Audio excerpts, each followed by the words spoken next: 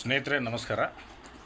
ಇವತ್ತು ಈ ವಿಡಿಯೋ ಮಾಡೋದ್ರ ಉದ್ದೇಶ ಮೊನ್ನೆ ಬಂದ SSLC ವಿದ್ಯಾರ್ಥಿಗಳ ಒಂದು ಫಲಿತಾಂಶದಲ್ಲಿ 19,000 ವಿದ್ಯಾರ್ಥಿಗಳು ಕನ್ನಡ ವಿಷಯದಲ್ಲಿ ಫೇಲ್ ಆಗಿದ್ದಾರೆ.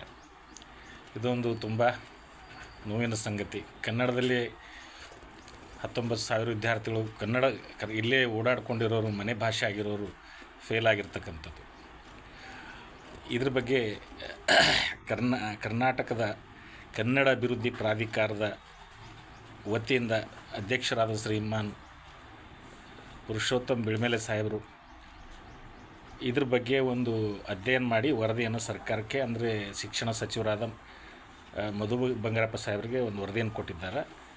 ಕನ್ನಡದಲ್ಲಿ ಮಕ್ಕಳು ಏಕೆ ಅನುತ್ತೀರ್ಣರಾಗಿದ್ದಾರೆ, ಅದಕ್ಕೆ ಒಂದು ಏಕರೂಪತೆಯ ಕೊರತೆ ಇದೆ ಅಂತಕ್ಕಂಥ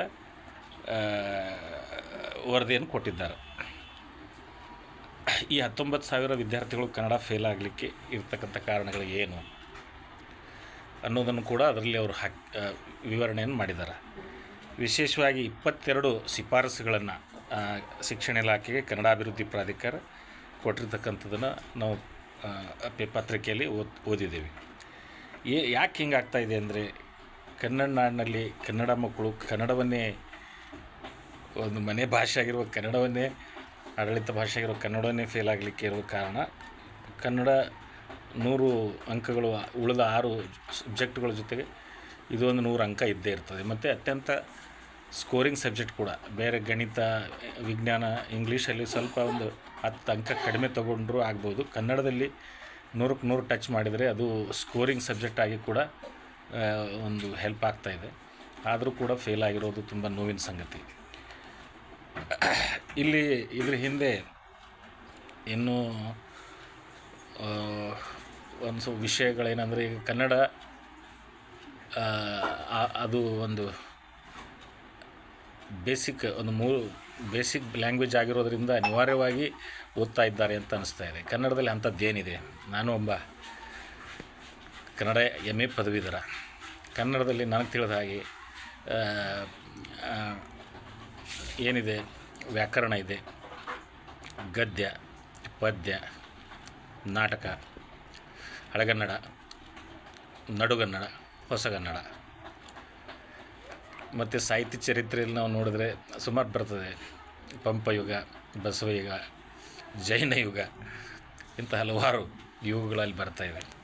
ಫೇಲ್ ಆಗಲಿಕ್ಕೆ ಒಂದು ನಿರ್ಲಕ್ಷ್ಯ, ಮತ್ತು ಫೇಲ್ ಆಗಿರೋದು ಬಹುಶಃ ಸರ್ಕಾರಿ ಶಾಲೆ ಮಕ್ಕಳು ಅಥವಾ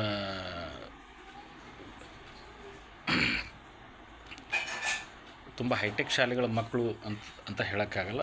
ಒಂದು ಇಂಗ್ಲೀಷಿನ ಬಗ್ಗೆ ವ್ಯಾಮೋಹ ಜಾಸ್ತಿ ಇರ್ತಕ್ಕಂಥ, ಇಂಗ್ಲೀಷು ನಮಗೆ ಬಹಳ ಸಹಾಯ ಆಗ್ತದೆ ಅಂತ ಹೇಳಿ ಇಂಗ್ಲೀಷಿಗೂ ಮತ್ತು ಕಠಿಣವಾದ ವಿಷಯಗಳ ಏನು ವಿಜ್ಞಾನ, ಗಣಿತ ಜೊತೆಗೆ ಇಂಗ್ಲೀಷನ್ನು ಕಲಿತ್ರೆ ನಾವು ಬೇರೆ ಸೈನ್ಸ್ ಫೀಲ್ಡ್ ಕೋರ್ಸ್ ಓದಬೇಕು ಅನ್ನೋ ಮಕ್ಕಳು ಕನ್ನಡ ನಿರ್ಲಕ್ಷ್ಯ ಮಾಡಿ, ಅದು ಏನು 35 ನಂಬರ್ ಇದೆ, ಆ 35 ನಂಬರು ರೀಚ್ ಮಾಡಿದೆ.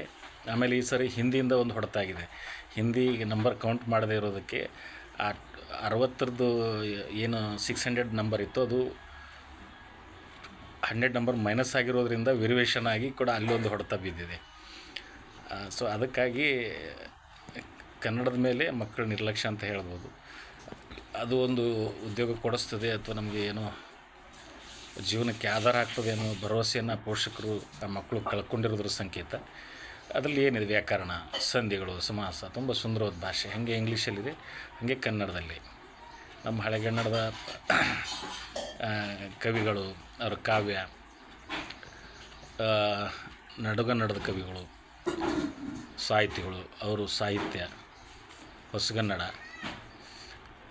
ತುಂಬ ಚೆನ್ನಾಗಿರ್ತಕ್ಕಂಥದ್ದು. ಒಳ್ಳೆಯ ಮೇಷ್ಟ್ರುಗಳು ಕೂಡ ಇದ್ದಾರೆ. ಆದರೆ ವಿದ್ಯಾರ್ಥಿಗಳಲ್ಲಿ, ಪೋಷಕರಲ್ಲಿ ಅದ್ರ ಬಗ್ಗೆ ಒಂದು ಗಮನ ಇಲ್ಲದೆ ಇದ್ದಾಗ ಇಂಥ ಘಟನೆಗಳು ಆಗ್ತಾಯಿದೆ. ಪ್ರಾಧಿಕಾರ ಅದಕ್ಕೆ ಒಂದು ಸೂಕ್ತ ಶಿಫಾರಸುಗಳನ್ನು ಕೂಡ ಮಾಡಿದೆ. ಇನ್ನು ಮುಂದೆ ಬಹುಶಃ ಕನ್ನಡದಲ್ಲಿ ಮಕ್ಕಳು ಫೇಲ್ ಆಗದೇ ಇರಲಿ ಅಂತ ನಾವು ಹಾರೈಸೋಣ. ಮತ್ತು ನೆಕ್ಸ್ಟ್ ಸಪ್ಲಿಮೆಂಟ್ರಿ ಎಕ್ಸಾಮ್ ಕೂಡ ಹತ್ತಿರದಲ್ಲೇ ಬರ್ತಿರ್ಬೋದು. ಈಗ ಎಲ್ಲರೂ ಚೆನ್ನಾಗಿ ಓದಿ ಪಾಸಾಗಿ ಅಂಥೇಳಿ ಇಲ್ಲಿಗೆ ವಿಡಿಯೋನ ವಿರಾಮ ಮಾಡ್ತಾಯಿದ್ದೀನಿ. ನಮಸ್ಕಾರ.